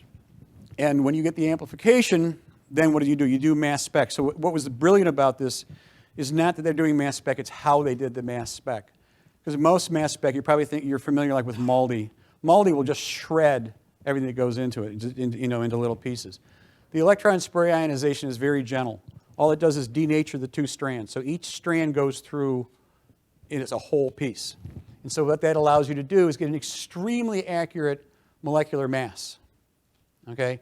And when your molecular mass is that sensitive, that accurate, there's only one way that can be deconvoluted into bases. So in this case, 26 A's, 34 G's, 27 C's, 27 T's. And so that base count, then there's a lookup table against this extraordinary database, and it'll tell you, okay, it's this group of organisms, okay? But remember, you're getting signal from probably 3 to 6 different amplemers. And so by combining the weights from multiple amplemers, you triangulate in and can almost always get to a species level identification. The only time you might not is if you're dealing with a truly novel organism. Then I'll come back and say, you know what, it's really, really closely related to this, but it's a little bit different. And so this just shows, the triangulation process. So the advantage of the system, it looks for bacterial DNA, not growth. Okay? It works following antibiotic therapy. It detects biofilm bacteria. It detects multiple species simultaneously. Does not require a priori knowledge of what you're testing for. And it'll tell you roughly how many bacteria of each are present. As I said, one assay works for all specimens. So really pretty revolutionary. So it's set up to run in a clinical lab. And so if you're really set up, you can get results in 6 hours. So the third generation instrument that they're just coming out with now, because the second generation instrument was under-engineered, as I understand, it's going to be about $300,000. So it's less than a lot of like the big, clinical micro platforms. It's in the same range. The actual cost per assay is probably, well, I don't know what they're going to charge clinically, but what it cost us is about $100, which actually is far less than like what you'd have to pay for a Roche assay to get, one organism. So our experience base now is on over 7,000 comparative assays between the IBIS and microbial culture. And most of these, not all, but most of them, we have validated with 2 independent molecular diagnostic methods. So we're not just relying on the results from this as veracity. In fact, we started getting the results and I'm going, wait a minute, I don't believe this. We got to go back and do a lot more science here. And so the first thing I'm going to talk about is this blinded prospective study we did comparing molecular diagnostics, this IBIS, and culture for diagnosing artificial joint infections or periprosthetic joint infections. So if you're not familiar with how terrible this infection is, if you have an artificial joint and it gets infected, it's about the most traumatic experience you can imagine to go in and remove it and treat it. You have to go in because it's growing into the bone or the bone's growing into it. So you have to shatter the remaining bone. If you've got a knee on, both the tibia, and the femur, okay? Then the patient's left like with a flail limb, like while they're in the hospital on IV antibiotics for months and with spacers in there. And then when you go to reimplant, you have to use a much bigger piece of hardware, and the chances of reinfection, for reimplants are much, much higher. So even if only a small percentage of these get infected, it is a major problem. And with the number of artificial joints growing exponentially, when I started in this business, first starting with the orthopedic surgeons about 10 years ago, they were doing about 300,000 a year. Now they're doing over 1 million a year. And it's expected by 2030 they're going to be doing 3 million artificial joints a year. So this problem's not going away. So we looked at 50 patient encounters, 3 specimen types, aspirates of the synovial fluid, tissues, and what the surgeons call pseudomembrane. We didn't have all 3 on everybody, so we had a total of 111 specimens. And so this was just a breakdown of what we saw. Not surprisingly, the most common organ we found was Staphylococcus, and the second most was Streptococcus, so that wasn't a big surprise. But look, what's the next most common thing we see? Treponema. It was Treponema denicola. I never even heard of it. I had to go look it up. Enterococcus, root canals. Brevundamonas. Okay, all these organisms are oral organisms. So what we did is, because I didn't believe the results of the IBIS, I told the lab, I said, you know what? I said, we're going to do deep 16S sequencing on every one of these specimens as well, and we're going to do fluorescence in situ hybridization. So the deep 16S is another unbiased approach. The fluorescence in situ hybridization is a confirmatory method. So we would make a probe specific for what the IBIS had found, and then use that to look at actually the piece of tissue. And so the really good thing about FISH is not only is it visual, but it's a very harsh procedure. And so if you do FISH on a piece of tissue that has a biofilm in it, in order for you actually to be able to see anything, the biofilm actually has to be invested into the tissue because there's so many washing steps, you'll strip most of the biofilm off. So the good thing is if there's any sort of just, crude laboratory contamination or, during the collection process and like that, you won't see it with fish because on fish you're only seeing the bacteria that are embedded in the tissue. So this is a specimen here. Everything agrees. This was culture positive for Staph aureus. The IBIS found Staph aureus in all three of the tissues, the aspirate, the tissue, the pseudomembrane. 16S found it in 2 of the 3, and then we did fish for Staph aureus. So in all these cases, the kind of pinkish red is the bacteria, so this is the Staph aureus embedded here in the tissue. No big surprise, everybody agrees. This was an infected knee. Next one, though, is a hip, okay? Culture comes up negative. IBIS says, there's staph epi there. 16S says, yep, there's staph there. So make a fish probe for staph. There it is, right there. So all these 3 molecular techniques find the same organism, but culture missed it. Still not a big surprise, it's staph. It's a staph. This was a case where it was, again, culture negative. It was a knee. And molecular diagnostics found a zoo of things. We found Pseudomonas, strep, staph, Enterococcus. 16S found all these things too. So rather than do fish, we thought, well, we're just going to do live dead staining for bacteria. So you can just see these massive biofilms. All the kind of greenish yellow, is the biofilm, because there are so many different species here. Yes? Do you ever do studies on cadavers where they have these joint replacements and they weren't symptomatic and there wasn't any problem? Did you ever find this in, say, a normal knee or hip? So what we have done is that only a small percentage of these knees and joints that we're looking at were thought to be infected. Most of them were actually being replaced because of what they thought sterile loosening. Okay, so the surgeons thought it was just a mechanical problem. What we found in 49 of these 50 cases was that we had bacterial biofilms. So that in every single case, whether the surgeon thought it was infectious or not, there was some infection there. Cadaveric cases we haven't looked at, and the reason that we haven't looked at cadaveric cases is because we have experience trying to look at cadaveric cases when we were doing middle ear disease years ago. And bacterial overgrowth in a cadaver is so fast that it's meaningless. We would get middle ear mucosal biopsies from kids within 6 hours of death, completely overgrown. So we don't have much faith in doing cadaveric studies. It's possible that every single knee replacement would show this. It's possible. Everyone except one that we looked at, we saw this with. But what about all the ones you didn't look at? Is it possible that they all have this problem? Yeah, I think it's the same question we were doing before, right? So it could be that a lot of it could be that depending on the bacterial strain and depending on the person, that they all have this problem, but it doesn't become symptomatic in everybody. Yeah, it's possible. In fact, it wouldn't surprise me. But the value of looking at a cadaver would be that if you look at it and you look at 5 of them and you didn't find anything. I can assure you, just on based on I would be surprised if we didn't, just because the cadavers overgrow so quickly. Well, the kids, that you looked at, died of that problem or some other. No. These were kids that died in car accidents. These were kids that died in car accidents. So this is one that was, again, culture negative, but positive for all kinds of streps by all methods.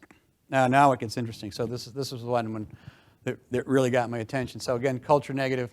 We picked it up positive for T. denicola and strep. And so we developed a fish probe for Treponema denicola. Look at the amount of bacterial biofilm there is here. Surgeons thought this was sterile. In fact, most of the time we see these periodontal pathogens, the surgeons think it's sterile. Because these organisms are used to we think, being kind of like sub rosa. So you don't get the fulminant type of, purulent response. You don't get the neutrophil invasion and stuff like you do like with a staph or a strep infection. We think they probably have ways to suppress that. Okay, they're chronic pathogens, as opposed to staph or strep. So are you saying that many of these may be just one or two organisms instead of a true biofilm multi? No, you can see. Well, yeah. Generally, we'll see several organisms. So this is the same patient that we just looked at. We're looking at they had treponema. They also have Enterococcus faecalis. Okay, so now we're doing fish for the Enterococcus faecalis. This is the same patient, okay, that we had before we saw the trep. He's also positive for Enterococcus faecalis. So no, they tend to be polymicrobial. Here's another case of culture negativity, T. denicola, by the IBIS technology and by fish. Whenever we would see one of these periodontal pathogens, we would actually see far more bacteria than we did with the ones, the staphs and the streps.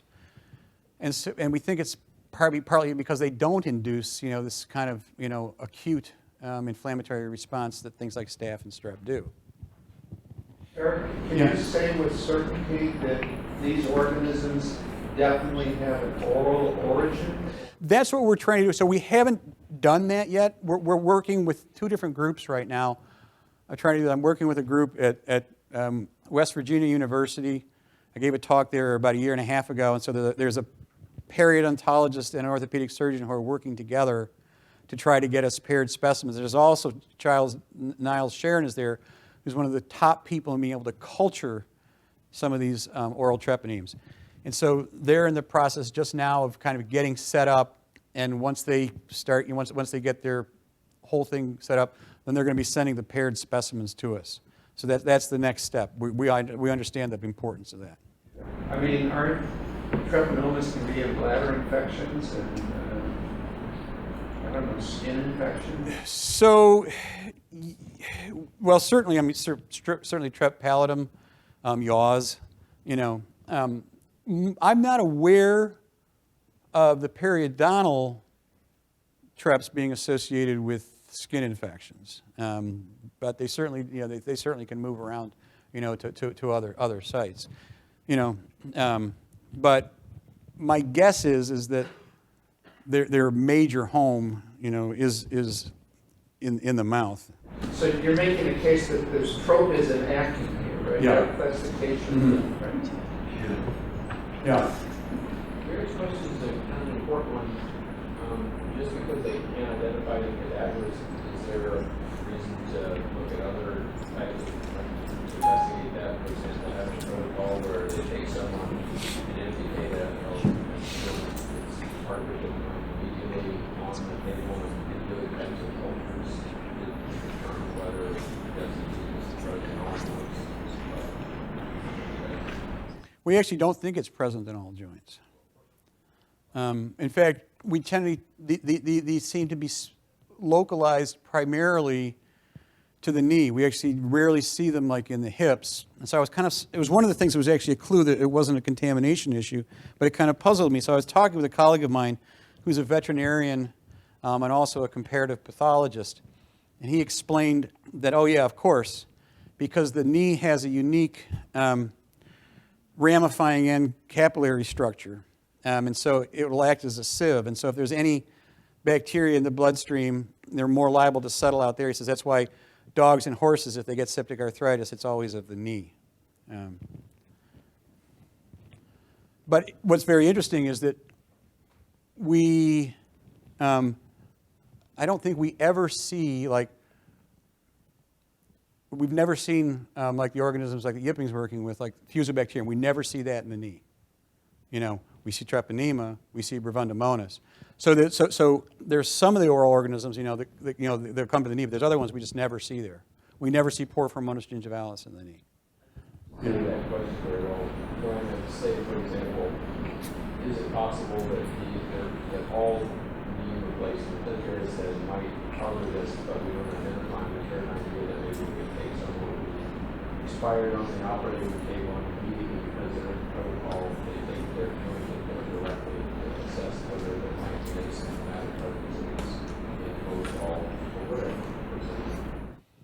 whatever. I'm sure you could work out some sort of a protocol. It would probably be very slow accruing. Yeah. Yeah. Yeah.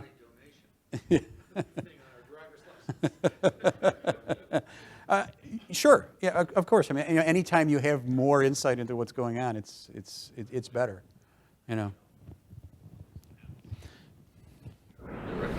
Garth, we have, this is a crowd that has lived for the last 3 years with the formula. The probability of a hypothesis given your data is not the same as the probability of your data given the hypothesis. Well, so what you have to remember is that we didn't go into this work with a hypothesis that we were going to find, oral pathogens in the knee. In fact, when we started doing it, I'm going, I didn't believe it. That's why we developed the whole fish thing. Because the text in the lab was showing me this stuff, and I'm going, what? And I'm having to look these organisms up. I'd never heard of Treponema dendicella. That's not what I work in. I'd never heard of Bravundomonas diminuta. Here, again, this is a culture negative, but it comes up on the ibis, okay? Came up by 16S, so we developed a fish probe for it, and here it is, again. This is another, periodontal pathogen. It's not one of the better known ones, but it's, it's certainly there, if you dig into the literature. I guess the thing is with the Treponema, it's such a fastidious organism. Well, in culture, it's a fastidious organism because we don't know what to feed it. That's the problem. There's a world of difference between something being fastidious in vivo and in culture. And I would be very careful not to confuse the two. So after we got these results, I came up with the dental hypothesis. So what I told the orthopedic surgeons, and I'm going, look, I said, I'm really having a hard time believing this, even though we got all the fish and stuff. I said, get me 6 native, I didn't say 6, I said, get me some native knees. Somebody who's got no hardware. I said, I just want something that's clean, that's not going to have anything in it. So Jay Parvizi, who's at the Rothman Clinic, who I was working with, he sent us specimens from 6 native knees. Okay, these were just, synovial fluid specimens. They were patients who were going to be undergoing primary arthroplasty, but they had osteoarthritis, but no hardware in their no hardware in their body at this point. 4 of the 6 were positive for teeth denticola. 3 of the 6 were positive for E. faecalis. 5 of the 6 were positive for another bacterium or fungus. This is just osteoarthritis. Okay? So these are the other bugs that we found associated with these. Then we're really scratching our heads. Yes? So how does that compare to like the mRNA PCR as far as the quiescent nature of it? This has nothing to do with quiescence. We're simply detecting DNA with the ibis. Okay? I'm not sure what you define quiescent. In other words, they're not, they're active bacteria, they're not dead bacteria. Oh no, they're definitely alive. There's no doubt that they're alive. I mean, we've gone back and from a few of these specimens, and done RT-PCR, to show that there's mRNA there. One thing I'll tell you, we have never found in any body site DNA without the bacteria being alive. We did a study years ago, because we were very interested in this, using the chinchilla model. And we infected the chinchillas with, or inoculated the chinchillas with massive amounts of killed bacteria and massive amounts of purified DNA from bacteria and tiny amounts of live bacteria. And then we treated them with antibiotics. And within 24 hours, we couldn't detect, we had single molecule detection with PCR. We couldn't detect one molecule of the purified DNA that we put in, even though we put in hundreds of millions of genome equivalents. And we couldn't detect any of the heat-killed bacteria. In 24 hours, the body completely clears it. We'd put in 100 colony-forming units of the live organisms, treated with antibiotics, and we could detect it for 3 weeks. We stopped the assay. We stopped the assay after 3 weeks. So we don't believe, we think the body's ability to clear dead bacteria and DNA is very, very rapid based on our experimental work with the animals. And that's published. That's published work if you want to look it up. Pardon? Yeah. Well, it was. We did both. I mean, we looked at the ability to detect the bacteria by DNA and then looking for the mRNA. Yeah, obviously, when we were injecting just purified DNA, we can't look for mRNA. We're just looking for the DNA. So, with apologies to Jonathan Swiss, our modest proposal is that some cases of primary osteoarthritis of the knee result or are exacerbated by hematogenetic seeding of periodontal pathogens onto the articulating joint surface. Yeah. Where do you explain the presence, the route of how they got there of the other bacteria that were not assumed to be oral pathogens or oral bacteria? You had like 5 or 6 other bacteria that you cultured from those. We think they all come from from hematogenous spread. It's just that most of the ones that we find there are periodontal or oral. But there's other sites, that other ones. We think that anything that gets into the bloodstream, that has a tropism, for that tissue, and it's just one of prevalence. I think you're probably most likely to get bacteremias associated, with the periodontium as opposed to other sites, So then we looked at a little bit larger series, and we found that 15 of 18 patient encounters with dental pathogens identified 2 or more different dental pathogens. And 14 of 18 encounters identified dental pathogens of 2 or more specimens. Then we did an even larger study of patients, these were just people who were just having knee taps done. And so, again, the most common organ you find was Staph aureus, then negative specimens, then Staph epi. Then we see Propionibacterium acnes, this will come back to later, Enterococcus faecalis, Staph hominis, Treponema danicola, Mycoplasma. So we do see all different sorts of organisms here. Now, these are not necessarily people with osteoarthritis. These are just people for any reason who are being, their knees being tapped, But we're still seeing, the periodontal pathogens here, along with others. Do you ever see the same thing with bacteria from the ear or bacteria from the nose, where those also have an affinity for other structures, or is it only with the mouth? Yep, we do actually. I'll show you some data later where we show Haemophilus influenza showing up where you wouldn't expect it. So yes. Yeah. Has it been looked at to see if these are more or less frequent in patients that are edentulous, patients that don't have teeth, therefore don't have periodontal structure? We have not done that. We have not done work with edentulous patients, as far as I know. We are actively looking for dental collaborators.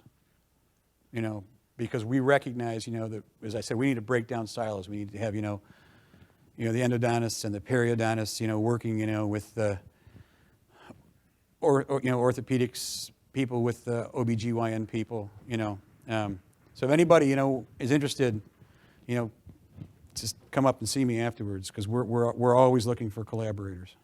So remember, Yipping Han's oral microbiome is the mobile microbiome. So no, that wasn't a planted question back there. So we're also looking at the human reproductive tract. And we have found that in pelvic inflammatory disease, PID and endometritis, after gonococcus and chlamydia, the known pathogens, the most common organism we find is Haemophilus influenza.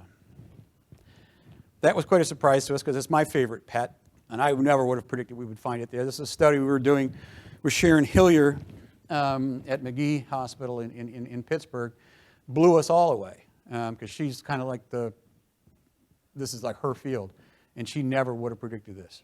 And we've sequenced these strains, and all the ones that we've sequenced, from these people with pelvic inflammatory, they cluster with bad actors. So remember, Haemophilus influenza some of them are commensal, some of them are carrier strains, some of them are nasty. All the ones that we've sequenced, they cluster with the nasty ones, you know. So yes, we do find organisms that go to the middle ear in different sites in the body.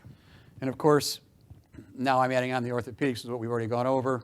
She was talking about rheumatoid arthritis. Now we've got our periprosthetic joint infections with all the organisms we've been talking about. And osteoarthritis also. And I should have had Enterococcus faecalis here as well. And then, again, work of my colleagues, not mine, looking at cardiovascular disease. The link between myocardial infarction and Porphyromonas gingivalis is actually absolutely mind-boggling. If your PG titers are above a certain threshold, you're at a 1,300% increased risk of myocardial infarction within the next 6 months. The entire mechanism for this has been worked out molecularly. Again, this isn't just an association. Porphyromonas gingivalis produces a soluble product which activates tissue macrophages and starts the tissue macrophages churning. And if the tissue macrophages are in plaque, it destabilizes the plaque, and this is how you get an embolic MI. You get an embolism, breaks off from the plaque. And so the Cleveland Heart Labs now, when somebody comes in and they show that they've got like soft plaque, they send them to their periodontologist to get their PG titers done. If the PG titers are above that threshold, they consider it a medical emergency, and they start multi-component, treatments to bring their PG titers down.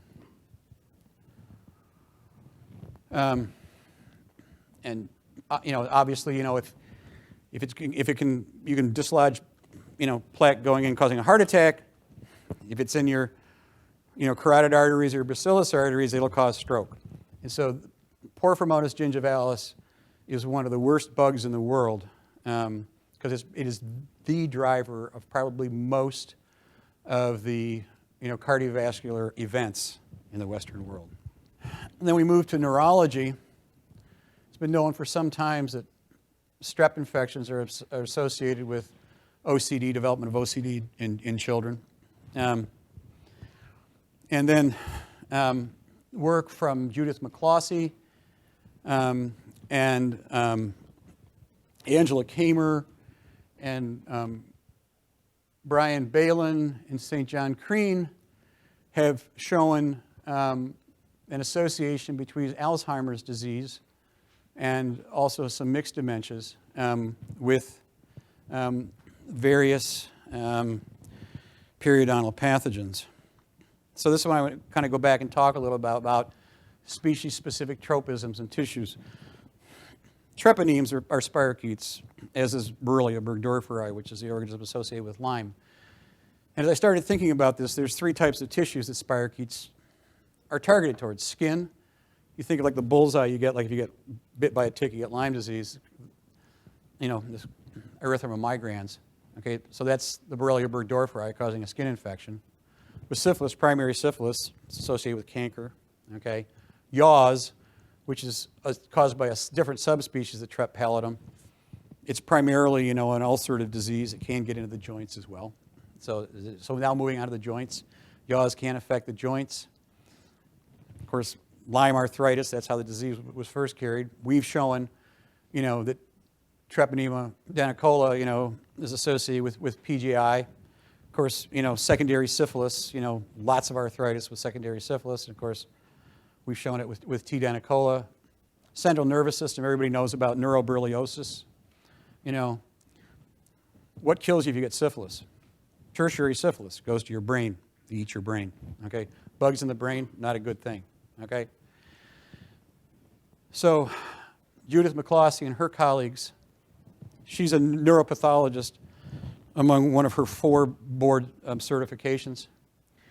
And they have shown that if you take the beta amyloid plaques from patients with Alzheimer's disease, and you do immunohistochemistry, and you do FISH, and you do PCR, you can detect Treponema pectinovorum, Treponema amylovorum, Treponema lessolicitum, Treponema multifilum, Treponema medium, Treponema socranskii, as well as P. gingivalis and Chlamydia pneumoniae associated with these beta amyloid plaques. So after hearing her talk and doing what we had seen, that's when I started putting this whole thing together about tissue tropisms and the spirochetes. And so now we have shifted the major focus of our lab into looking at a bacterial etiology for Alzheimer's disease. I can tell you right now, we're fighting an uphill battle. The cognoscenti, the field, don't give it any credence at all. But I'm 100% convinced at this, or 99% convinced that they're wrong. So, kind of a summary of periodontal pathogens etiologically linked with systemic diseases. P. gingivalis with various cardiovascular disease and Alzheimer's disease. I saw St. John Kreen give a talk in Germany this spring. He's the dean of the Combined Medical and Dental School in Sheffield, England. I think I got it in England, one of the places in England. And he's shown that in about 25% of patients that he's looked at, anywhere he's looked at their plaques, he can show porphyromonas gingivalis associated with their plaques, the Alzheimer's plaques. We talked about F. nucleata being associated with preterm birth and colorectal cancer, treponemes with osteoarthritis and Alzheimer's disease. This was, although they're not huge numbers, the work that Judith and her colleagues did, 98% of the 80 brains they looked at had treponemes. And then one of the most convincing things she does when she gives a talk, and I wanted to ask her for her slides, but I forgot. She puts up a slide. The first slide she puts up is two brains, one on the right side of the slide and one on the left side of the slide. And she says, okay, one of these patients has general paresis associated with tertiary syphilis. One of them has end-stage Alzheimer's disease. Can anybody in the audience tell me which one's which? Nobody can. She's a neuropathologist. She can't tell the difference. That's what set her down this road. And so then she went back and she got archival specimens and showed that the beta amyloid that's associated with tertiary syphilis, when she does immunohistochemistry and FISH and PCR, she gets out Trep pallidum. When she does these same techniques from Alzheimer's brain, she gets all these other Trep species. So it's essentially the same disease caused by very closely related organisms. Can you go back one slide?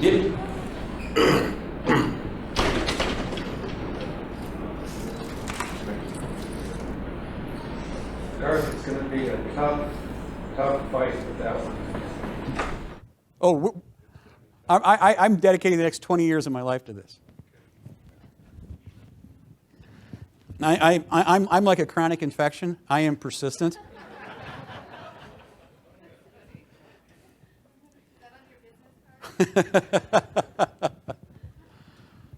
So the other thing that I really like about this is that when you look at the pathology of Alzheimer's, it actually looks in many cases like an infection. If we think of it as having like an oral origin, you may or may not know this. What's one of the first signs that someone's going to get Alzheimer's disease? Anosmia. They can't smell. Okay? The bugs, and so what happens is the bugs, we think they travel up, along the olfactory canal, and the first plaques that you usually see are in the anterorhinal cortex, and then they kind of spread out from there like an infection. Maybe it's because it is an infection, So this is the first site, of AD destruction and the placement of amyloids. Now, not always. I mean, if you've got a mixed dementia, so that's where there's like you had and a lot of dementias are mixed dementias where the patients had like a lot of mini strokes and there's breakdown of the blood-brain barrier. In those patients, you probably get seeding hematogenously from multiple sites, and so some patients get Alzheimer's that look like this, and some it appears more diffusely. And I would argue that it depends on the overall cardiovascular health of an individual as to which mechanism you get. Now, this is the thing that really clinched it for me. This came out of one of the top Alzheimer's labs in the world, Rudy Tanzi's. He has like this, he's like the Carl Sagan of the brain. He's got like his own PBS show and stuff. He's the guy who discovered the genes for the familial forms of Alzheimer's disease. A beta, it turns out, is this is the one, A beta is the peptide that forms the beta amyloid plaques. So let me just read this to you. This is, here we provide data supporting an in vivo function for A beta as an antimicrobial peptide, AMP. Experiments used established in vitro assays to compare antimicrobial activities of A beta and LL37, which is an archetypal human antimicrobial peptide. Findings reveal that A beta exerts antimicrobial activity against 8 common and clinically relevant microorganisms with a potency equivalent to, and in some cases greater than LL37. Furthermore, we show that AD whole brain homogenates have significantly higher antimicrobial activity than age-matched non-AD samples, and that AMP action correlates with tissue AB levels. Consistent with AB-mediated activity, the increased antimicrobial activity was ablated by immunodepletion of AD brain homogenates with anti-AB antibodies. Conclusions and significance. Our findings suggest A beta is a hitherto unrecognized antimicrobial peptide that may normally function in the innate immune system. This finding stands in stark contrast to current models of AB-mediated pathology and has important implications for ongoing and future AD treatment strategies. Now, they didn't go so far as to say, that they think, this indicates, a microbial etiology. But in private conversations, one of my friends who was a former student of Rudy's told me that Rudy now says he flosses his teeth 3 times a day. And so, with what we've already seen, we would argue, that the beta amyloid plaque, which everybody's chasing, is a result of chronic stimulation by bacterial biofilms, which the body can't get rid of. So the A beta builds up to the point where it becomes toxic to the host cells, and then you start, getting dementia. What about the connection with aluminum that everyone is talking about? I haven't heard anybody say anything about alumina in 20 years. Alumina was, as far as I know, was completely, that was like one of the hypotheses 20 years ago. And as far as I know, although it's not something I work on, it's been completely debunked, and nobody in the field thinks that it's involved. Question. Yeah. What is the source of initial inoculation? I'm always kind of a person that kind of looks upstream. Where is this originally coming from? Is it coming from the mother? Is it coming from, at infancy? Is it coming through, familial transmission? Yes. So the oral microbiome in general seems to come, from the mother, in large part. We looked at studies when they look at, the types of bacteria in the child and the types of bacteria in the mother's mouth, and, they're very, very common with some, interchanging. So, in essence, where do you break the, as far as, talking about flossing 3 times a day, jokingly, where do you break the chain? Where's the most logical place to break the initial inoculation? I don't know if we can. I wouldn't think you can break that initial inoculation. And, unless you raise children like notobiotically, which causes all sorts of other problems, If you remember back to the monkey experiments from the 50s, Yeah. Does this tissue tropism, has it been shown to have positive effects with certain organisms, or? Well, yeah. Bifidobacterium infantis. So if you ever wondered why children who are breastfed are healthier, have fewer inflammatory conditions of all kinds, it's because mother's milk contains compounds that specifically Bifidobacterium infantis can metabolize. And so it's a way to get Bifidobacterium infantis to colonize the child's gut, and then when it does, it sends an interkingdom signal to the brain to shut down the inflammatory response. This is all molecular, I don't remember the exact mechanism, but the old molecular mechanisms have all been worked out, done by a guy at UC Davis. He's now at BU, in some of the most extraordinary interkingdom work I've ever seen. So is that a potential, I don't know, therapeutic, source of therapeutic? Well, it's certainly a good way to, make sure your kids don't get IBD.